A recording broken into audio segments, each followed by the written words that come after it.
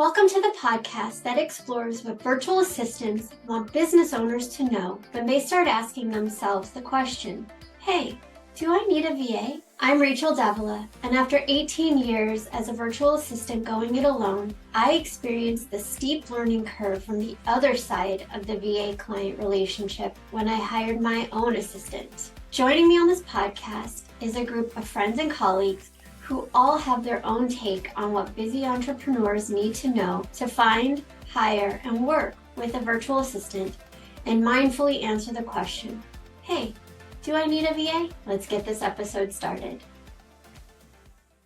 Hello, and welcome back to another episode of Hey, Do I Need a VA? The podcast. This is episode number 4 of season 2. It's never going to get old, you guys. Seriously, 2 seasons of information. Sorry, I get excited. But today's episode, number 4, is ways to save to make the most out of working with your VA. And a lot of this information we took from Bree's resource that's on our resource page. But we're going to talk about it so you can just listen along. All right. So clear communication was probably the biggest umbrella that I saw in the resource. And some things like that could be communicating what you want on your posts or in your document if there are links and things like that. Sharing and updating key dates for projects and events. And then working with your VA to establish timelines and reminders. What other ways can clients do to save money with their VA that might fall under clear communications? Bree, I'll start with you. Yeah, like you said, if you have a system where if you're, say, doing a course launch or a webinar or something like that, where there's a date and there's a flow or there's a pre-sale, those kinds of things, having one space that you can put all of that event information in that anybody working on that event can go to, that has all of those links, any visual assets that might be being used for it, any guidelines on what's to be said or what might not want to be said, and having that all in one place that can be linked as a reference document that follows any workflows that go towards that event can be really helpful for, especially if you're working with more than one person, but even to make sure that you and your VA are on the same page. Sometimes there's a landing page that got updated, and when you do an update, it slightly changes the link or something like that. So having that put in so that it will all be the most up-to-date information is really helpful in those kinds of things. Sydney, anything for you for clear communication? Yeah, clear communication. I think what Bree was saying kind of goes along with creating workflows. I think especially I've worked for clients and they have like these big events and there's a lot of work to be done before that, but they don't necessarily have, kind of like Bree was saying, they don't have all the information in one place. And they especially don't have all the tasks that they need me to do in one place. So I think that kind of translates into extra time spent in calls with me asking questions to figure out all of the things that are necessary. Let's say I'm making a graphic. I'm making a lot of different shapes and sizes of a graphic for this event, right? And it's easier if I can just do that all in one sitting rather than having to go back to it over and over again because I'm just learning that like, oh, you need this size and this size and this size. When I know that all at the beginning, it makes the process a lot smoother, and it makes it so that I can create the graphic way ahead of time before you need it.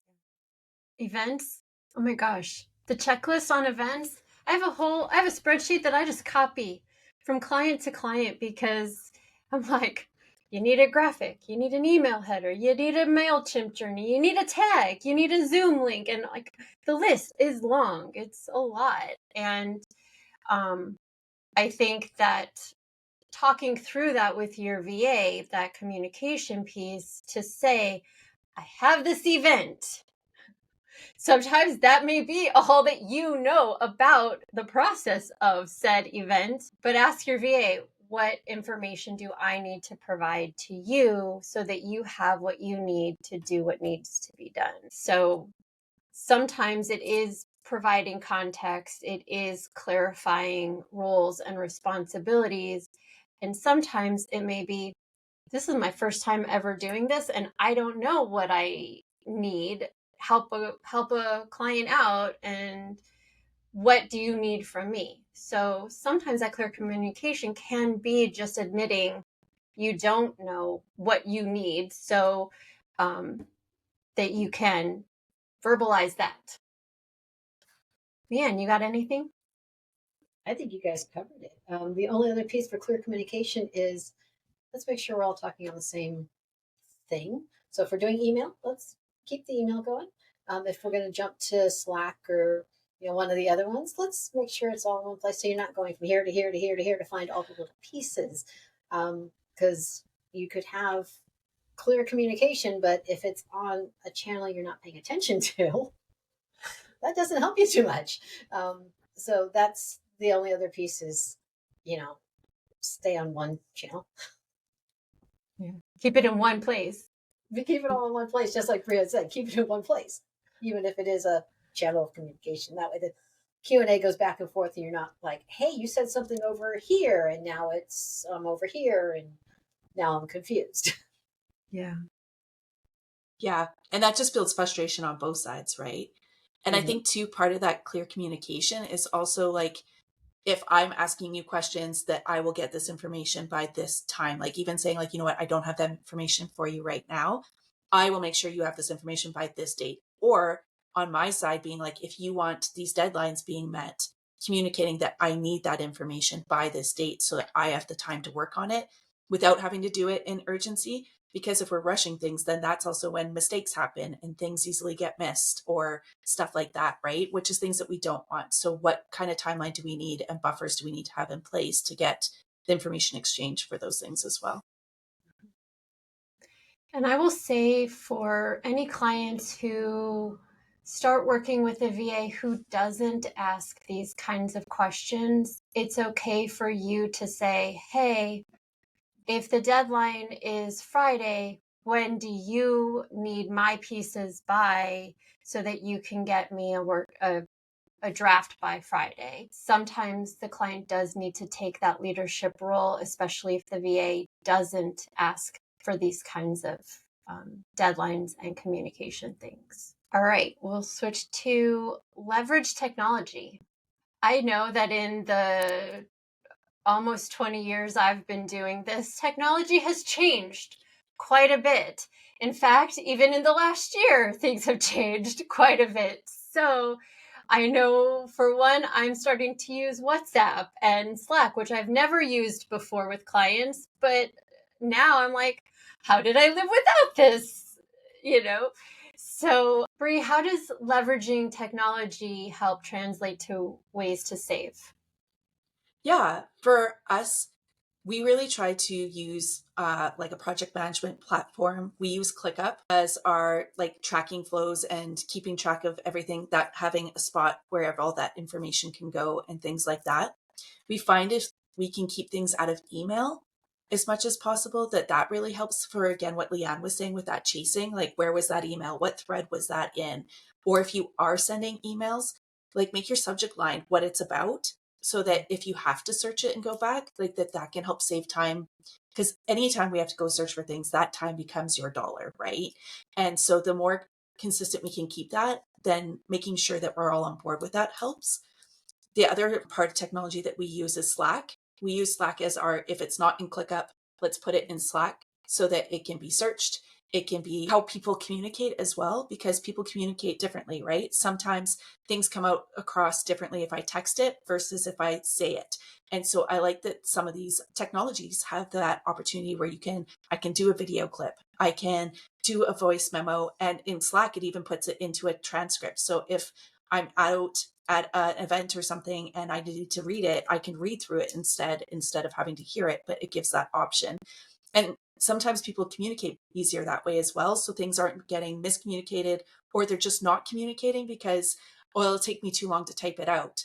But if they can say it out, then that helps the back and forth as well, which saves time and gets you the information so you can do the work. Leanne? You're a techie. I'm a techie, yes. So I like to play with all the technology. And Bree covered quite a lot of it as far as how to do things. So the communication part of it is, you should pick a channel, make sure it makes sense for you. I work with a range of client ages. Some do not text. They do not handle texting. They don't want to text. They want to pick up the phone and talk. That's not always the most convenient. So getting them to do voice memos, that stuff kind of helps. And it's faster. It's just a whole lot easier. If I have to train somebody on how to use something that I've created for them, it's easier for me to create a quick video and send it to them than it is for me to talk them through. And then they can stop and restart the video a few times if they need to. So using technology for that, the video takes me maybe 5 minutes to create. Half-hour phone call to teach you how to use it. There's a time difference there. There's a money difference there. Mm-hmm. Other technologies to make things faster, I've started using a lot more of the AI stuff. And that is definitely cutting some time off of some of the projects. I'm always careful to make sure that my client knows I'm using AI and that they're okay with that. Like I just did one for, I coach robotics teams, and there was a very large document that we needed to review. I didn't want to review it. So I had AI review it and create the quiz for them. Did find out you can't do 75 pages in one go on the free version, but whatever. It was way faster than me reading the 75 pages. But just doing things like that, when you can use technology to cut out some of the time for the more tedious stuff, or things that don't really require me in person, virtually, saves the client money, and it saves me time. So we try to use technology a lot. For those of you that don't know, I always go to Leanne when I'm afraid I'm going to break the internet trying something. Even though she tells me every time I can't break the internet, I'm still afraid. So I let Leanne play with it first, and then she comes back and she goes, okay, this is what you do. So it does work across the board. Like, find a friend who can help you find the technology workaround that you need. It might be your VA, it might be a colleague, it might be a friend. But if technology is scaring you, or anything we're saying about technology is scary or overwhelming, Leanne has assured me that you can't break the internet. You're not going to break it, Rachel. It's okay. I know, but I'm letting everybody else know. Maybe they'll believe it more than I will. Sydney, what do you have for leveraging technology? Yeah, I think a great concrete example is this podcast. When we were starting, we were recording on Zoom and I was editing on iMovie, and it took a long time to edit. On iMovie, I mean, iMovie's free and iMovie's great because it's free, but it was taking me a while to go through, just because it's not the most sophisticated platform. But now that we've switched to recording and editing on a Riverside, it's like so much easier. It's like cut so much time off. And so I think it's important to encourage your VAs to kind of explore and try that technology. And I'm grateful that Rachel did that for me, because it was really like it's saving money, the fact that I'm able to do this quicker. And so I think also there's the possibility that some platforms your VA is using or that you're asking your VA to use will have subscription fees. And so I think it's worth thinking about whether it's worth it for you, because I mean, in the end, it is saving you money. And so I think just making sure you're understanding that like a better platform will save you money, but it will also, in some cases, it might take money, but not in all cases. And, a VA can help you streamline your technology. So you might have started off with technology that you're comfortable using because you were the one doing it for your business. But when you hand it off to a VA, they might say, hey, have you considered this platform or this program? You know, I mean, I learned Photoshop, but that is way harder than Canva, in terms of graphics. And for most clients, Canva is user friendly. So it does cut down the time in creation and sharing and making changes and communicating back and forth on what needs to be done. So in some instances, your VA may already be using technology that they're comfortable and quick with and can help you transfer your projects over to things that they're already quick in. Or they might be like, hey, maybe Calendly instead of a doodle poll, or something where they can train you on things that will make it easier and save you time and energy and money. All right. Let's go to, because we talked about it, but we'll just circle back to limit the platforms used for communication and try to keep everything in one place. Now, we've mentioned Slack, ClickUp. These are communication tools. There are a lot of different ones out there. So sometimes the clients get to know something the VA works well in, and sometimes the VAs, pick up something new that the client likes to work in. So limiting the platforms that you use can be helpful in keeping things all in one place, like we said, and also the learning curve, yours or theirs. So if you don't have one, then try out what your VA uses. And if they don't have one, they might try out what you use. Anything else on that?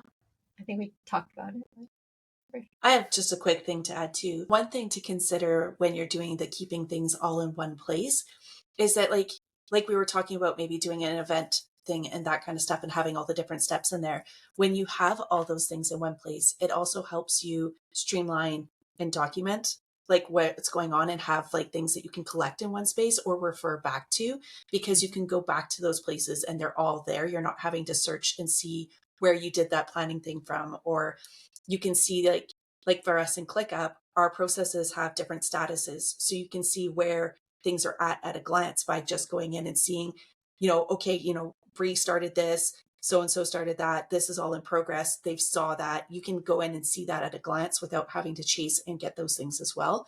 So those things can be, if you're working different hours and stuff, helpful for those kinds of things for you to be in the know as well. And I would say, because my VA introduced me to Google Sheets. I mean, no, I knew about Google Sheets, but that's where we do a lot of our communication. So if you're not technical savvy enough for a ClickUp or that kind of program, you can still keep things in one place, like with Google Drive or even Dropbox, or places that allow that collaboration between you and your VA. I do a lot in the Google Drive version of Word and Excel and PowerPoint, because you can add comments and you can assign things, different cells or line items. And in that way, it is still in one place and you can still kind of keep track.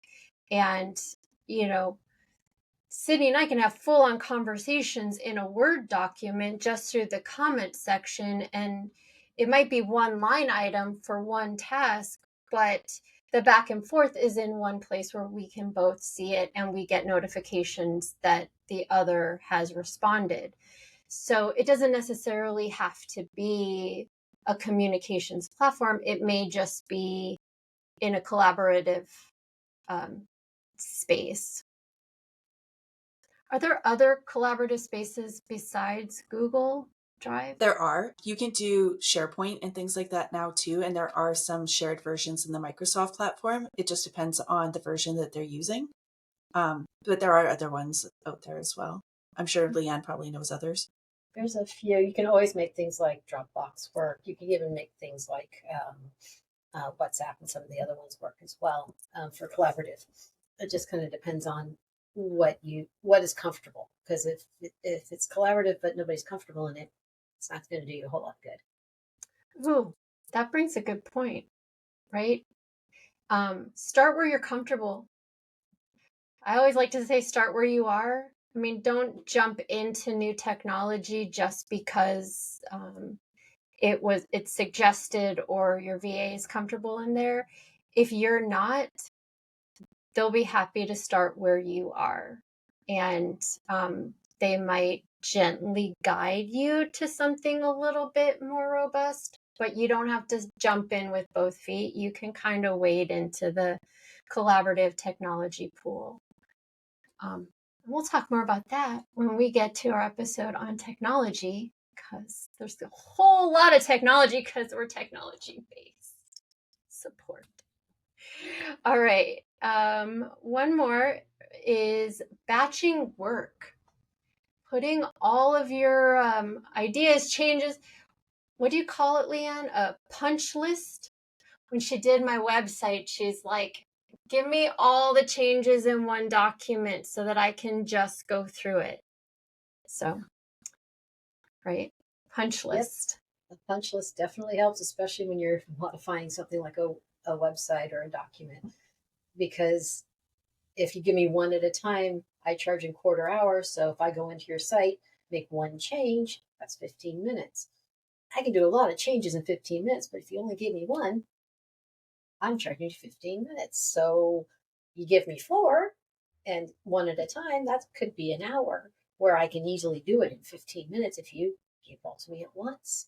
So I really encourage my clients to, hey, here's a document. I went through my whole website, or I went through the whole document, and here are all the things I want to change. Go.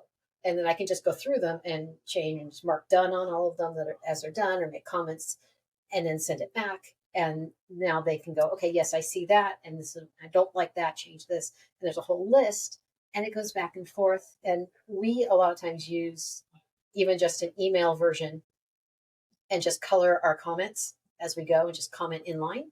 So it's all right there. We can see the changes back and forth. And that saves so much time.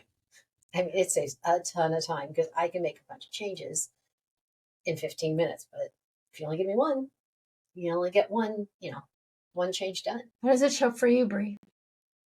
In a lot of ways, the first one that comes to mind is when we're doing collaborative social media. Like, for me to get into the mindset of, okay, this is who that client is, this is the work they do, this is who they're speaking to. And I go through and I do a bunch of, like, even if I could do like a whole month's worth of content at once, I could do all that copy and make sure we're speaking the same messaging, and I get in the flow and all that kind of stuff, and it goes streamlined, and then send it for review and then have it back. If I'm going in one post at a time, I got to reset my mind, get into that flow, do that. It's going to take longer to make sure, and then double checking, okay, well, did we talk about that here? And is that there? When you're working all in a flow like that, you can keep it all straight, and you're not having to spend all that time double checking and going back or going forward and that kind of stuff. So it helps to get things done faster and keep it more consistent and congruent in your messaging and things as well, right? Mm-hmm. And like Leanne said too, if you have the revisions, I can go back, I can set a chunk of time and do that in that space. And then you also know, because I can plan for that in my week, right? When I'm setting up my week, I can be like, okay, on Thursday afternoon, I'm going to do all your stuff. Now, I can tell you that. Whereas if we don't have that kind of workflow, that messaging and stuff can get lost. Same thing with like an email sequence or stuff like that, if you're doing it one email at a time. Whereas if you do all of them at one go, you can get flows and have it streamlined and make sure you're not missing things. It makes it more easy. Sydney, how does it show for you? Yeah, I mean, I agree with Bree and Leanne. I think for me, it's important when I'm like making social media, because then I can just do like a whole month and schedule a whole month, or do a whole week and schedule a whole week, versus, making one post and then scheduling it, and then making another post and then scheduling it. It really streamlines the process for me to just be able to, make all the posts, put them in the document, then put all the captions in the document and all the hashtags in the document. Versus, if a client only knows like what they want, only knows like that they want like one type of post, and it's like, well, okay, then I'll only make this one type of post, and then I'll have to go back in and make the other types of posts you want when you know you want them. The way it came up for me is a little bit differently because I don't always do social media for clients, and it does kind of go to clear communication as well. But there are some clients that I do like weekly reminders for, or I will go in one day and I will do all of their client check-ins and I'll do a recap. So it's batching work in that I'm going to touch all the different things I need to do for that one client. And for them, instead of getting, I scheduled that, or I made this change, or I updated this in a bunch of different emails, I just send them a recap email and I put everything into one place. And so we can then go back and forth in color coded in line.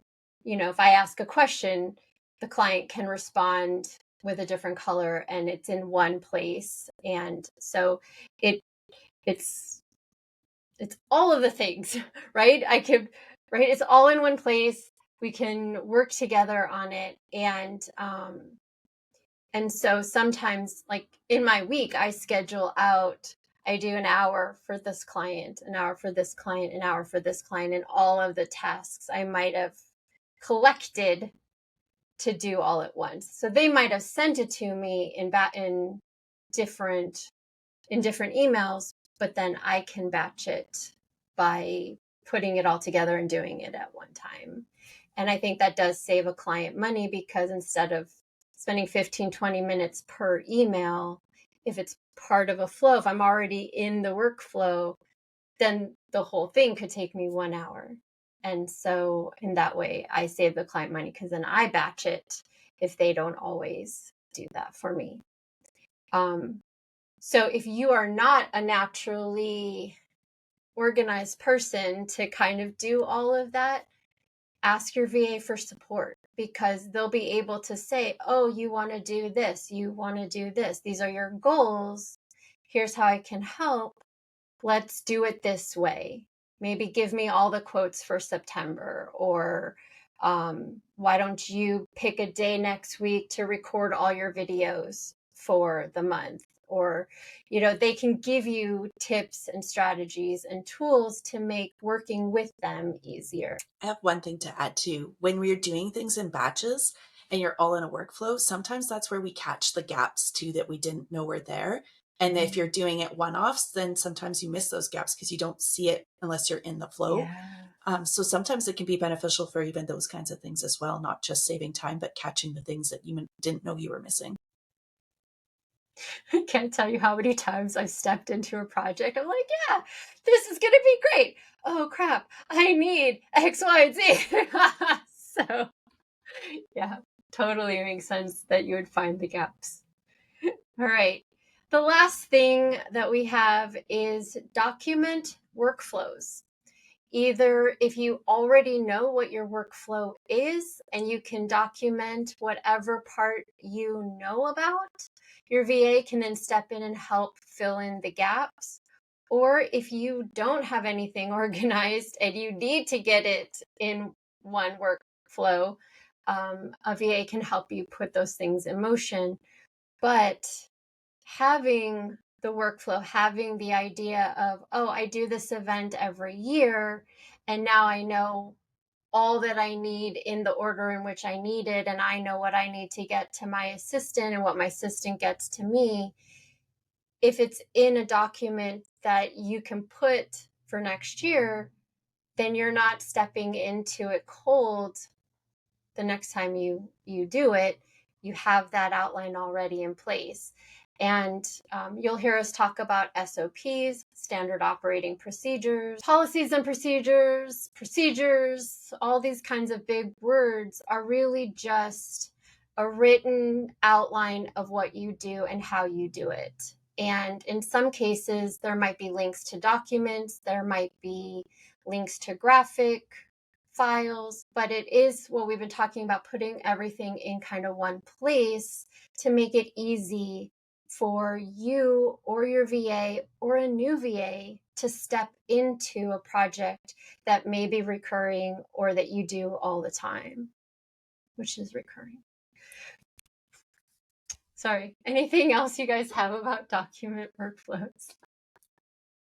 They can look different too. Like we were saying, like with different kinds of communication, like you can, sometimes our way of capturing workflows is just doing a quick recording of us doing it that somebody else could watch and do again. Sometimes it's just a point form, like here's the steps. And like you said, here's a link to that template. And that's the things that we use. But not only is it good for that, like if you're doing it once a year or at a time where you can forget about it, say your VA is going on vacation and you need somebody else to step in, or somebody gets sick and you need somebody to step in, then it's good to have those things so that anybody can go in and jump in and help support you should you need it for life happening. And sometimes it's a good way for you, because sometimes documenting your workflow can kind of be like a brain dump, right? It's like, I don't know how I do it. Let me just do it.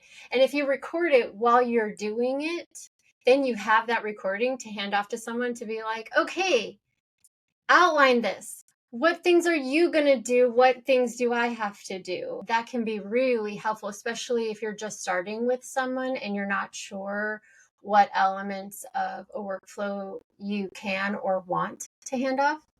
Because let's face it, there's going to be parts of the business that you're like, heck yeah, I want to do that piece. Everything else, Bree can do, or Sydney, or Leanne, or Rachel, you know? But if you don't get to see it down on paper, then you don't know, because it's all up in your head and you feel like you have to do everything. So I love that. Sydney. Yeah, I mean, I think I talked about it a little bit earlier, but documenting workflows can just save a ton of time. And especially depending on the type of VA you have, it can be more important. So if you have a doer VA, if you have a VA who just, you give them a task and they do it, it can save you a lot of time to have the full workflow written out for them so that they don't have to spend the time like trying to do what you want them to do, but not really having a clear picture on how to do it. And I think it also helps when I think it also helps the client to help figure out like, okay, especially if the client is more of a perfectionist, if they have like a very specific idea, it can help the client get that idea onto paper so that there doesn't have to be a back and forth before finally learning like, oh, this is what the client wants and this is the specific thing they've wanted, and I just had no way of knowing. So I think, yeah, they're helpful for a lot of reasons. Document flow for writing things down and documenting everything really does well, especially when you're handing a project off. And what I found with some of my clients is if they write it down, they realize they can hand off way more than they thought they could. And I'm like, when they look at it, they go, oh yeah, I really only need my brain for this piece and somebody else can do all these other pieces. And it's like, yeah. And now you can go do more for your business because you can hire somebody to do those other pieces. So I like when people write it down. I always tell my clients, there's some of your business I can't do for you. And that's your creation, that's your IP, that's your intellectual property. I can't do that. I can do almost everything else, or I can find somebody who can do it for you. But if you think it's all on your client, if your client thinks, hey, it's all mine, they don't ever hand it off.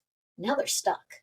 So writing it all down is helpful, not just for handing things off to, here's how we do things, but to go, oh, now I get it. I can be more efficient in my own business because now I can hire the right people to do the other pieces that don't need me. Yeah.